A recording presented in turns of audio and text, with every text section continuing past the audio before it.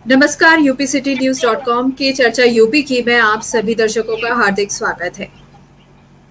भारत की लगभग आधी आबादी महिलाओं की है। पढ़ लिख कर महिलाएं कई क्षेत्रों में कार्य भी करती हैं। आपको ये जानकर हैरानी होगी कि विभिन्न क्षेत्रों में अपनी संख्या बढ़ाते हुए महिलाएं जिस तरीके से कार्य कर रही हैं, वहीं अगर हम पुलिस विभाग की बात करें तो पुलिस सेवा में उनकी भागीदारी सिर्फ 7% के आसपास ही है। राज्यों की बात करें तो आंकड़ा कम ही है। एक शोध के अनुसार सिर्फ 1% महिला पुलिसकर्मी ही उच्च पदों तक पहुंच पाती हैं।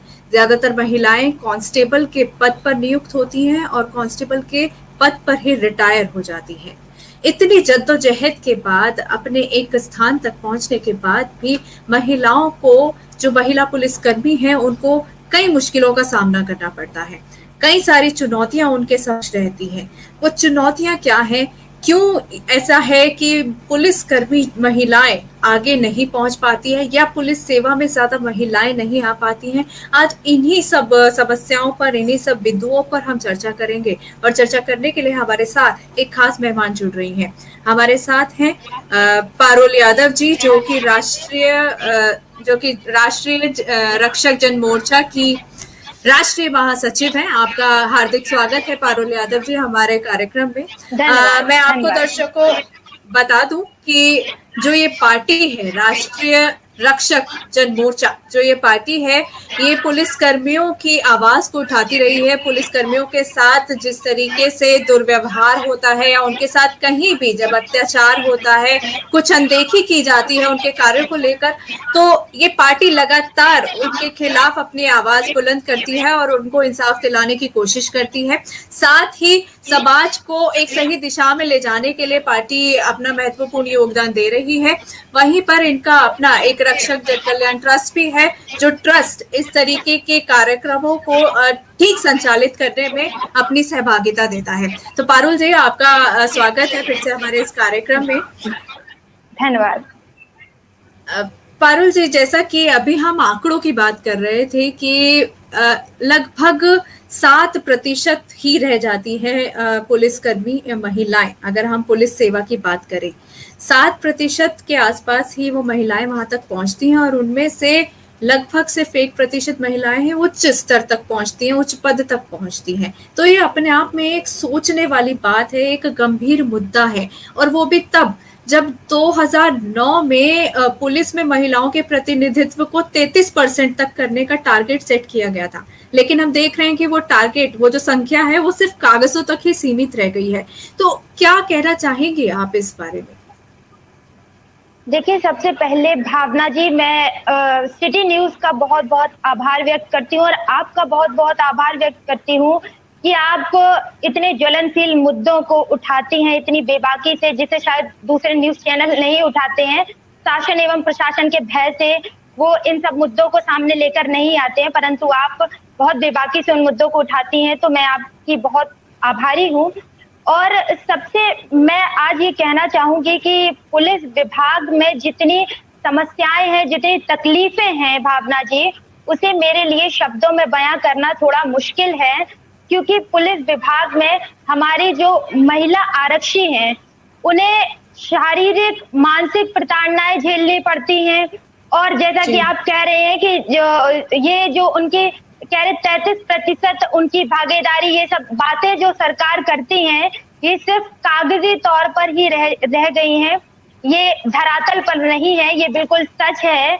ये हमारी सरकार बड़े गर्व से ये बात कहती है कि हम पुलिस विभाग में महिलाओं को 50% आरक्षण दे रहे हैं, परंतु सच्चाई तो ये है कि मैं सरकार से ये पूछना चाहती हूँ कि आप खुद ये बताइए कि कितने प्रतिशत हमारी महिलाएं जो हैं, वो किस जनपद में कितने प्रतिशत महिलाएं थाना अध्यक्ष हैं, या फिर किस जनपद में कितने प्रतिशत महिलाएं हमारी चौकी इंचार्ज हैं।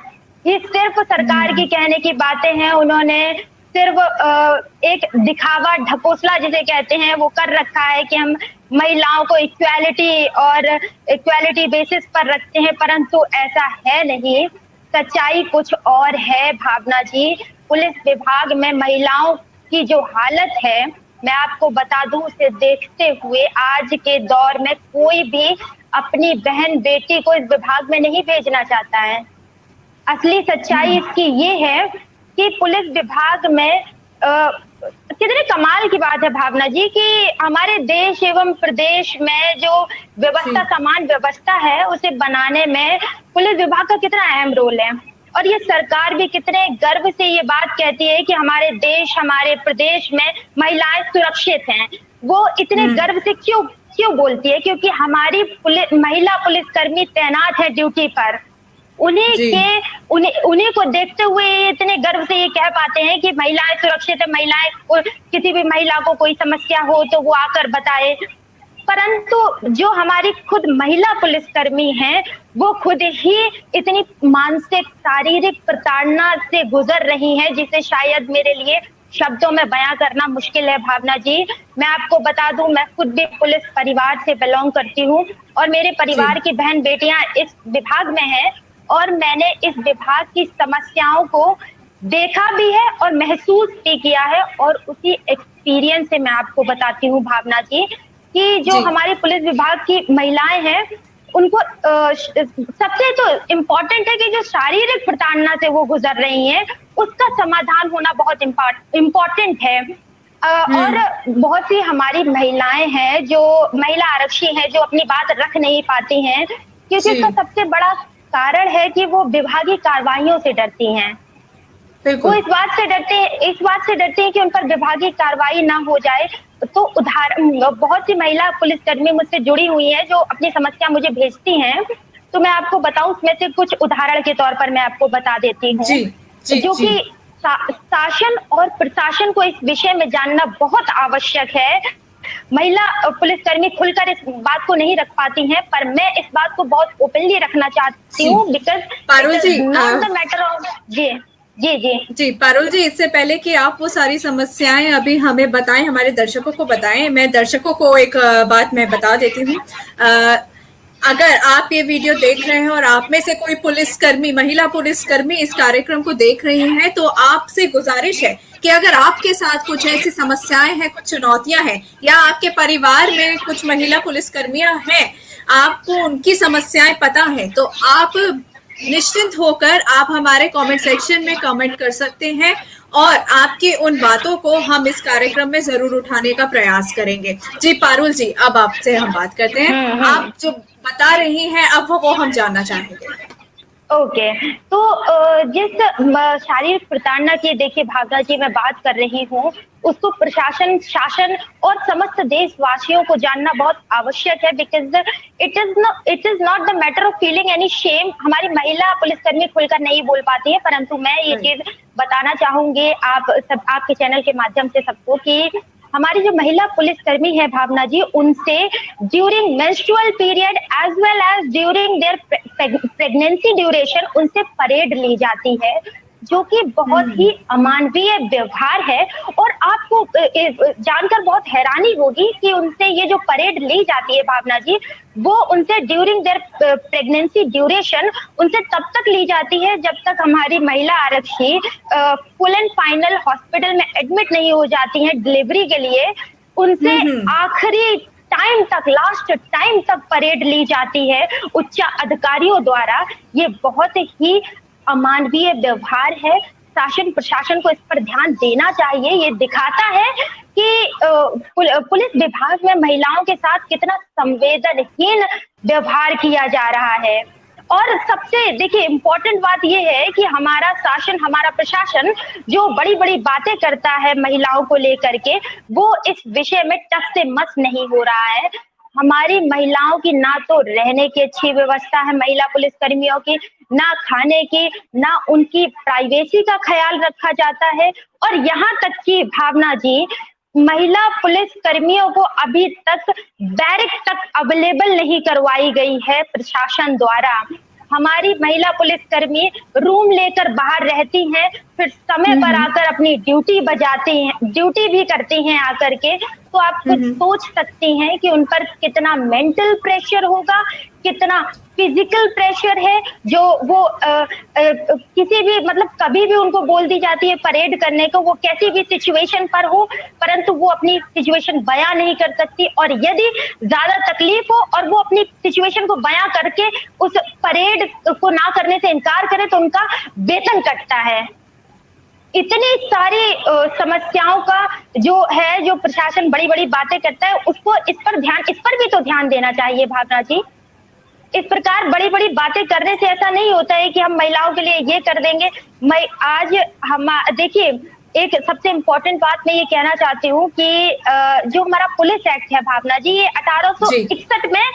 1861 में लागू किया गया था, जो कि अंग्रेजों ने लागू किया था अपनी कन्वीनियंस के हिसाब से, क्योंकि वो जो उच्च अधिकारी थे वो अंग्रेज हुआ करते थे और हमारे भारतवंशी जो हुआ करते थे वो छोटे पदों पर हुआ करते थे। तो वो जो पुलिस एक्ट है वो अपनी कन्वीनियंस के हिसाब से बनाया था उन्होंने, परंतु अब हम आजाद भारत के निवासी हैं, हम आजाद हो चुके हैं, तो भाई अब पुलिस विभाग को भी आजाद कर दिया जाए इस पुलिस एक्ट से। एक नया पुलिस एक्ट लागू होना चाहिए जिसमें महिलाओं की सुविधाओं को लेकर के उनकी कन्वीनियंस के हिसाब से कुछ सुधार हो, कुछ नए कानून हो, कुछ प्रावधान लाए जाएं, जिससे कि हमारी जो महिला पुलिसकर्मी है वो प्रेशर मुक्त होकर के काम कर सके, और जो हमारा देश में एक जो ये व्याप्त है ये बात, पूरे जन जन में लोग ये मानते हैं कि भाई पुलिस विभाग एक अच्छा विभाग नहीं है, लोग पुलिस विभाग में खासकर महिलाएं नहीं भेजना चाहते हैं। ये धारणा आप किसी भी व्यक्ति से पूछ लीजिएगा कि क्या आप अपनी बेटी को पुलिस विभाग में भेजना चाहेंगे, वो आपको तुरंत बोलेंगे कि मैं इस विभाग में अपनी बेटी को, वो डॉक्टर बना देंगे, अपनी बेटी को इंजीनियर बना देंगे, लॉयर बना देंगे, या फिर रेलवे में भेज देंगे, कहीं और भेज देंगे, परंतु पुलिस विभाग में कोई अपनी बेटी नहीं भेजना चाहता है, क्योंकि ये हालत जी। और ये बहुत ही एक चिंताजनक बात है कि आप जब पुलिस को आप एक तरीके से कहते हैं कि वो आपके रक्षक है, और वो रक्षक और नारी शक्ति का स्वरूप मानी जाती है, उस रक्षक दल में आप महिलाओं को शामिल नहीं होने देना चाहते। बिल्कुल बिल्कुल बिल्कुल, बहुत कमाल की बात भावना जी आपने बोली है कि आप जो बात करते हैं, देखिए महिलाएं जो है पूरे प्रदेश की महिलाओं को सुरक्षा प्रदान कर रही हैं, परंतु जब उनकी प्राइवेसी और उनकी जब इन सब बातों का उनका ख्याल रखना चाहिए इस शासन को, प्रशासन को, तभी ना तो वो प्रदेश की महिलाओं को सुरक्षा प्रदान करेंगी। जब हम उनको प्रेशर फ्री और उनका फ्री माइंड रखेंगे तभी तो वो प्रॉपर तरीके से अपनी नौकरी कर पाएंगी। वो खुद ही सुरक्षित नहीं है तो वो प्रदेश की महिलाओं को क्या सुरक्षा प्रदान करेंगी। बहुत महिला आरक्षी मुझसे जुड़ी हैं, मैं किसी व्यक्ति विशेष का नाम नहीं लूंगी, परंतु वो मुझसे साफ तौर पर ये कहती हैं, मैडम कि मैं तो इस विभाग में हूँ परंतु मैं नहीं चाहती कि मेरी बेटी इस विभाग में आए, क्योंकि उस प्रताड़ना से वो गुजर रही हैं और वो ये चीज समझ रही हैं कि इस विभाग में जितनी तकलीफ है भावना जी वो मैं बयां नहीं कर सकती, वो किसी और विभाग में नहीं है। इसी विभाग में जो कि सुरक्षा देने की बड़ी बड़ी बातें करते हैं ये शासन प्रशासन की हमारी पुलिस, ये सिर्फ देखिए इनको जब हमारी कोई भी नेता राजनेता आता है तो सुरक्षा प्रदान करने के लिए हमारा पुलिस वहां पर तैनात होता है, पुलिसकर्मी वहां पर तैनात होता है, कोई हमारी नेत्री पहुंचती हैं, नेत्री के पहुंचने पर उनकी सुरक्षा के लिए हमारी महिला पुलिसकर्मी तैनात कर दी जाती हैं। तो जब आप उनसे फुल ऑन ड्यूटी लेते हैं, यहाँ तक कि 8 घंटे की बजाय उनकी ड्यूटी 10-10 घंटे 12-12 घंटे खींच दी जाती है, तो फिर आप उनकी जो जरूरतें हैं उसका आप भी तो ख्याल रखें जी। जब है ना, जब आप उनका ख्याल रखेंगे तभी तो वो प्रदेश का सही तरीके से ख्याल रख पाएंगे। अच्छा पारुल जी, यहाँ पर सवाल ये उठता है कि चलिए जितनी प्रतिशत महिलाएं यहाँ आती भी हैं तो वो हाई लेवल तक क्यों नहीं पहुंच पाती, वो अपर जो उनके पद होते हैं वहां तक क्यों नहीं पहुंच पाती, क्यों सिर्फ वो 1% का आंकड़ा है रिपोर्ट्स के अनुसार। हाँ, तो इसका सबसे बड़ा कारण ही यही है कि उनको इस हद तक उच्च अधिकारियों द्वारा प्रताड़ित किया जाता है, परेशान किया जाता है कि वो प्रॉपर तरीके से अपनी ड्यूटी नहीं कर पाती हैं। और और भी बहुत से एग्जाम्पल हैं प्रताड़ना के, जो मैं शायद अभी बयान नहीं करना चाहती हूँ। और जिस बेसिस पर ही उच्चाधिकारी महिलाओं को प्रमोट करते हैं, और मैं उस चीज को अभी बयान नहीं करना चाहती हूँ, किसी बहुत सी समस्याएं मेरे सामने आई हैं इस विषय पर। तो जब वो फ्री माइंड होकर अपनी जॉब नहीं कर पा रही है, तो उनका जो जॉब स्केल है उसको प्रॉपर तरीके से प्रेजेंट नहीं किया जा रहा है, तो फिर उनका प्रमोशन कैसे होगा, आप बताइए। उनका प्रमोशन तो यहीं पर रुक जाता है, उनका तो प्रमोशन रुक। हाँ, क्या कहीं ऐसा कुछ कोई प्रोविजन नहीं है कि जहां पर ये महिलाएं अपने साथ हो रहे इस दुर्व्यवहार की कंप्लेंट कर सके, ताकि उनको उनकी सुनवाई हो सके और कुछ उस पे किया जा सके? वो डर, वो भय तो, क्यों है? हाँ, तो देखिए भावना जी, ये डर, ये भय सिर्फ और सिर्फ इसीलिए व्याप्त है क्योंकि यदि कोई महिला आरक्षी अपने साथ हो रहे अन्याय, अत्याचार, शोषण के विरुद्ध आवाज बुलंद करती भी है, तो उच्च अधिकारियों द्वारा तुरंत उस पर विभागीय कार्यवाही कर दी जाती है। और अब आप एक बात बताइए, जब एक सामान्य व्यक्ति को कोई समस्या होती है तो वो कहाँ आता है? थाने में आके अपनी रिपोर्ट दर्ज करता है। तो जब बताइए, अब जब पुलिस महिला आरक्षी को, जब पुलिस को ही समस्या है अपने पुलिस विभागियों से, वो कहाँ जाए अपनी समस्या लेकर? और जब वो अपनी समस्या को बयां करती भी है तो तुरंत उन पर उच्च अधिकारियों द्वारा विभागीय कार्यवाही कर दी जाती है, उनकी आवाज को दबा दिया जाता है। यही बात तो मैं इस चैनल के माध्यम से रखना चाहती हूँ कि महिलाओं की कन्वीनियंस के हिसाब से कुछ कानून ऐसे लाए जाएं जिस पर महिलाएं अपनी बात को बेबाकी से रख सके। अपने साथ यदि उनके साथ कोई भी किसी भी प्रकार की प्रताड़ना होती है तो वो बिना किसी भय के उस बात को रख सके। कुछ ऐसे कानून भी होने चाहिए, प्रशासन को लाने चाहिए। इस विषय में भी प्रशासन को कुछ ध्यान देना चाहिए, कुछ प्रावधान लेकर आने चाहिए। हमारी महिला पुलिसकर्मी जो समस्त देशवासियों, मतलब समस्त देश की महिलाओं को सुरक्षा प्रदान कर रही है, पर वो अपने विभाग में रहकर वो खुद ही सुरक्षित नहीं है। इस पर प्रशासन को प्रशासन की जवाबदेही तो बनती है। देखिए, प्रशासन को इस पर जवाब भी देना चाहिए और प्रशासन को इस पर ध्यान देते हुए इसका जल्द से जल्द निस्तारण करना चाहिए इन सभी समस्याओं का। तभी तो हमारी आने वाली जो जनरेशन है वो पुलिस विभाग पर विश्वास रखेगी और आना चाहेगी। जब कोई पुलिस विभाग में आना ही नहीं चाहेगा तो फिर हमारा देश का जो समान व्यवस्था जो पुलिस विभाग मेंटेन रखती है वो कौन रखेगा? पारुल जी, यहाँ मैं आपको रोकना चाहूंगी। हमारे एक व्यूअर ने यहाँ पर लिखा है, मैं नाम नहीं डिस्क्लोज करूंगी, उन्होंने यहाँ पर लिखा है कि जो पुलिसकर्मी, महिला पुलिसकर्मी हैं, बहुत छोटी छोटी चीजों से लेके समस्या शुरू होती है कि टॉयलेट्स को लेकर भी समस्याएं रहती है। तो इसके संदर्भ में आपके पास कुछ जानकारी है? क्योंकि कुछ दिन पहले ऐसी खबरें भी आई थी और सरकार द्वारा ऐसी घोषणा भी की गई थी कि अब सब जगह वो टॉयलेट्स बनवाए जाएंगे, कंस्ट्रक्ट किए जाएंगे, लेकिन जागा क्यों नहीं प्रशासन पहले? इसके संदर्भ में क्या जानकारी है आपके पास? हाँ, मुझे इस संदर्भ में भरपूर जानकारी है। इसको तो मैंने पहले ही मेंशन कर दिया था कि भावना जी, जो ये ढकोसले हैं सरकार के, ये सिर्फ बातें हैं सरकार की बड़ी बड़ी कि हम महिलाओं को 50% आरक्षण दे रहे हैं, महिलाओं को विभाग में इक्वालिटी में रखते हैं, परंतु सच्चाई ऐसी नहीं है। सच्चाई, विभाग की असली सच्चाई यही है कि महिलाओं की ना तो रहने की व्यवस्था है, ना अच्छे खाने की व्यवस्था। आप खुद ही बताइए कि जो हमारे पुलिस आरक्षी है उनको रहने के लिए बैरक की व्यवस्था की जाती है, परंतु महिला आरक्षियों की अभी तक कोई बैरक की व्यवस्था ही नहीं की गई है। उनकी प्राइवेसी का कोई ख्याल ही नहीं रखा गया है प्रशासन द्वारा। तो ये तो प्रशासन को इस ओर भी ध्यान देना चाहिए। और इस चैनल के माध्यम से मैं शासन एवं प्रशासन से अनुरोध करना चाहूंगी कि आप जल्द से जल्द महिलाओं के लिए बैरक की व्यवस्था करें, उनकी प्राइवेसी का ख्याल रखते हुए उनको जो भी उनकी सुविधाएं हैं उनका जल्द से जल्द उनकी सुविधाओं के अनुसार प्रबंध किए जाएं। जी जी जी, पारुल जी, आप एक पुलिस फैमिली से बिलोंग करती हैं, तो आपसे बेहतर और कौन बता पाएगा? अगर हम ट्रेनिंग की बात करें, जो पुलिस की जो ट्रेनिंग होती है, तो महिला पुलिस कर्मियों के किस तरीके की वो ट्रेनिंग होती है, कैसा प्रोसेस होता है?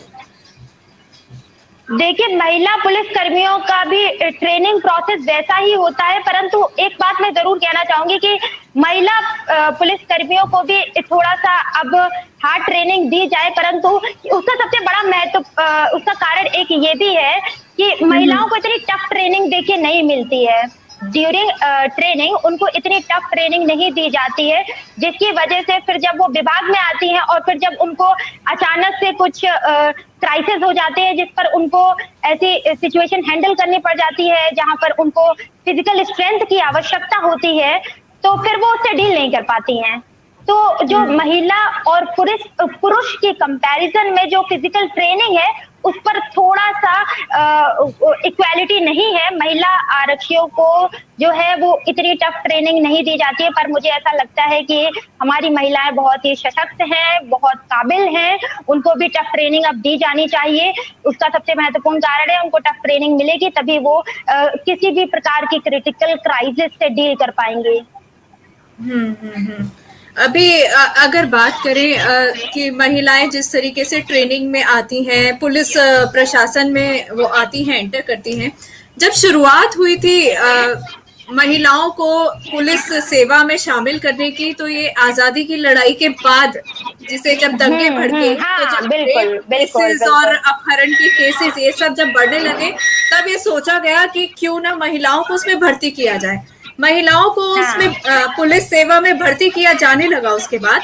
लेकिन क्या लगता है कि जिस तरीके से अपराध बढ़ते हैं और जो महिला केंद्रित अपराध हैं, उनके लिए ये कांस्टेबल की संख्या, क्योंकि खास तौर से कांस्टेबल के पोस्ट पे ही महिलाओं को रखा जाता है, तो महिला पुलिस कर्मियों की संख्या क्या काफी है उन चीजों को कंट्रोल करने के लिए? नहीं, बिल्कुल भी काफी नहीं है, बिल्कुल भी काफी नहीं है। ये तो मैं कॉन्टिन्यूसली ही बोल रही हूँ कि महिला जो है, ये जो 50% जो ये आरक्षण की बात की जा रही है, ये सिर्फ एक ढकोसला है। जो यदि आप एक बात बताइए, इसका सुधार, सबसे पहले मैं सुधार पे बात करना चाहूंगी कि महिला आरक्षी जो है, महिला आरक्षी 50% पुलिस विभाग में पहली बात तो तभी हो पाएंगी जब जिस प्रकार जैसे पुरुषों को प्रमोशन दिया जाता है, उसी प्रकार यदि महिला भी उतनी ही मेहनत कर रही है, 8 घंटे की बजाय 10-10 घंटे नौकरी उनसे भी ली जा रही है, वो भी अपनी दिन रात एक कर रही है, तो पर फिर भी वो कांस्टेबल ही बन के रह जाती है। बहुत ज्यादा अगर कर दिया तो हेड कांस्टेबल बन गई, उससे ज्यादा ना तो वो, मतलब मैं यही तो मेरा सवाल था, मैं प्रशासन से जानना चाहती हूँ कि वो जो बड़ी बड़ी बातें करते हैं तो वो मुझे जरा बता दें कि किस जनपद में कितनी प्रतिशत महिलाएं थाना अध्यक्ष हैं या फिर चौकी इंचार्ज हैं। जब आप महिलाओं को पावर देंगे, जब तभी तो महिलाएं आके अपना पावर दिखा पाएंगे। आप खुद उन्हें आगे आने ही नहीं दे रहे हैं, ये शासन, ये प्रशासन महिलाओं को आगे आने ही नहीं दे रहा। जब महिलाओं को वो प्रायोरिटी, वो इम्पोर्टेंस मिल ही नहीं रही, तो महिलाएं फिर आए क्यों, आप बताइए। बाकी विभागों में आप उठाकर देख लीजिए, बाकी विभागों में महिलाओं को कितनी ज्यादा इंपॉर्टेंस दी जाती है, प्रायोरिटी दी जाती है, उनकी कार्यशैली के हिसाब से उनको प्रमोशन भी मिलता है, उनका वेतन भी बढ़ता है, उनकी सराहना भी होती है। परंतु आप देखिए कि महिलाएं इतना संघर्ष करने के बाद भी कभी मैंने ये नहीं सुना कि भाई ये महिला कांस्टेबल ने पूरे अपने जीवन में जितनी ड्यूटी काल है उसमें बहुत अच्छी परफॉर्म की है, इसलिए इनको सम्मानित किया जाता है या फिर इनका प्रमोशन किया जाता है। ऐसे बहुत कम जानने को मिल रहा है इस विभाग में खासकर। तो जब पुलिस विभाग में वो इम्पोर्टेंस, वो प्रायोरिटी मिल ही नहीं रही, तो महिलाएं क्यों आए, आप बताइए। तो पहली बात तो महिलाएं ज्यादा इस विभाग में आना नहीं चाहती हैं, उसका एक सबसे बड़ा कारण एक यही है कि भाई उनको उतना प्रायोरिटी नहीं मिलती है। तो भाई थोड़े बहुत जो हालांकि ये भर्तियां निकालते हैं, उन भर्तियों में फिर कुछ ही महिलाएं आती हैं जिनको ले लिया जाता है, डायरेक्ट भर्ती उनकी ज्यादा, उनको फिजिकल ट्रेनिंग भी नहीं हो पाती है उनकी, क्योंकि वो उस जिस स्ट्रेंथ, जो पावर महिलाओं को इस विभाग में चाहिए, वो पावर, वो स्ट्रेंथ यदि किसी महिला के पास है तो वो इस विभाग में आना नहीं चाह रही है, क्योंकि इस विभाग में इतना महिलाओं के साथ अन्याय किया जाता है। समाधान क्या निकाला जाए पारुल जी, कैसे ये समस्याएं हैं, इसका हल क्या हो सकता है, आप क्या सजेस्ट करती हैं? इसका मैं यही, देखिए, मैं इस चैनल के माध्यम से सजेस्ट भी करूंगी और इस चैनल के माध्यम से अनुरोध भी करूंगी शासन से, प्रशासन से, कि अब 1861 का काला कानून खत्म कर दें कृपया करके। और second most important thing is कि महिलाओं को आप गृह जनपद पोस्टिंग करें और उनका वेतन विसंगति और तमाम ऐसी जो उनकी 8 घंटे ड्यूटी की जो प्रावधान है उस हिसाब से उनके 8 घंटे ड्यूटी ली जाए। जब आप अपने पुलिस एक्ट में ये सारे सुधार कर लेंगे, मुझे पूर्ण विश्वास है कि महिलाएं आएंगी, आगे बढ़ चढ़ के इस विभाग में आएंगी और वो अपना इस विभाग में रोल प्ले करेंगी। जो महिलाएं आने से कतराती हैं इस विभाग में, तो वो महिलाएं खुशी खुशी इस विभाग में आना चाहेंगी, क्योंकि देखिए इस विभाग में जो हमारी महिला आरक्षी है वो अपनी ड्यूटी के साथ साथ अपने पारिवारिक जीवन को नहीं संभाल पाती हैं। और आप एक महिला हैं, आप ये बात समझती होंगी कि महिलाओं के पास, अगर वो एक वर्किंग वुमेन है तो वर्किंग वुमेन के साथ साथ उनके पास उनकी फैमिली रिस्पॉन्सिबिलिटीज भी होती है, उन्हें अपने बच्चे भी देखने होते हैं। तो शासन एवं प्रशासन को ऐसा कानून लाना चाहिए जिससे कि हमारी जो महिला आरक्षी है वो फ्री माइंड हो करके अपनी जॉब भी कर सके, साथ ही साथ अपना परिवार भी देख सके। और ऐसा तभी हो पाएगा जब हमारी महिला आरक्षियों को गृह जनपद होम डिस्ट्रिक्ट पोस्टिंग हो, उनकी 8 घंटे ड्यूटी ली जाए उनसे, क्योंकि ये जो हमारा भाई ये प्रावधान है तो प्रावधान के हिसाब से करिए भाई। आप 8 घंटे का प्रावधान है पर आप ड्यूटी 10-10 घंटे 12-12 घंटे खींच देते हैं। इसके साथ वो जब अपना परिवार भी हैंडल नहीं कर पाते हैं, तो मुझे लगता है 1861 का काला कानून खत्म होके एक नया पुलिस एक्ट लागू होना चाहिए और उस पुलिस एक्ट में महिलाओं की कन्वीनियंस, उनकी सुविधा के अनुसार कुछ कानून होने चाहिए जिससे कि महिलाएं प्रेशर मुक्त हो करके नौकरी कर सके। जी, आपकी पार्टी अभी अपकमिंग जो इलेक्शंस है 2022 में, उसमें चुनाव लड़ने जा रही है आपकी पार्टी, तो आपकी पार्टी के क्या एजेंडा में ये चीजें भी शामिल हैं क्या? बिल्कुल, महिलाओं संबंधी क्या मुद्दा, देखिए किस राह में काम करेगी आपकी पार्टी? हाँ, देखिए रक्षक जन मोर्चा पार्टी सबसे पहले प्रायोरिटी बेसिस पर महिलाओं के साथ हो रहे अन्याय, अत्याचार, शोषण के विरुद्ध अपनी आवाज बुलंद करेगी। और सबसे इम्पोर्टेंट बात मैं इस चैनल के माध्यम से आज बता दूं कि जितने भी राजनीतिक दल हैं भावना जी, वो महिलाओं को अपनी पार्टी में सिर्फ 30% भागीदारी देते हैं और रक्षक जन मोर्चा पार्टी महिलाओं को 40% भागीदारी देने की पक्षधर है। हम सिर्फ बड़ी बड़ी बातें नहीं कर रहे हैं महिलाओं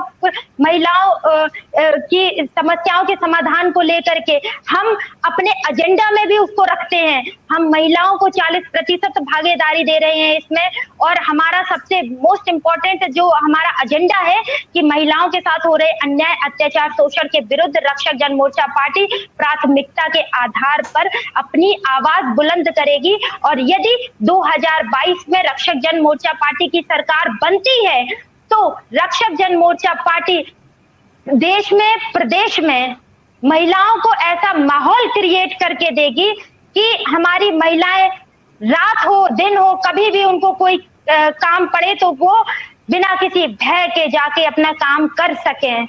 ये मैं आश्वासन देती हूँ। जी पारुल जी, बहुत बहुत शुक्रिया हमारे साथ जुड़ने के लिए। आप आज के कार्यक्रम में हमारी सहभागी रही, उसके लिए बहुत बहुत धन्यवाद। फिलहाल चर्चा यूपी की में इतना ही, लेकिन सोचने वाली बात है कि महिला पुलिस कर्मियों के लिए क्या कुछ होना चाहिए और उस पर आवाज कब उठाई जाएगी, कब प्रशासन की आंख खुलेगी, इसी सवाल के साथ आज हम यहाँ पर विराम लगाते हैं। आपसे कल फिर मुलाकात होगी। इस वीडियो को लाइक जरूर कीजिएगा, शेयर जरूर कीजिएगा। फिलहाल हमें दीजिए इजाजत। नमस्कार।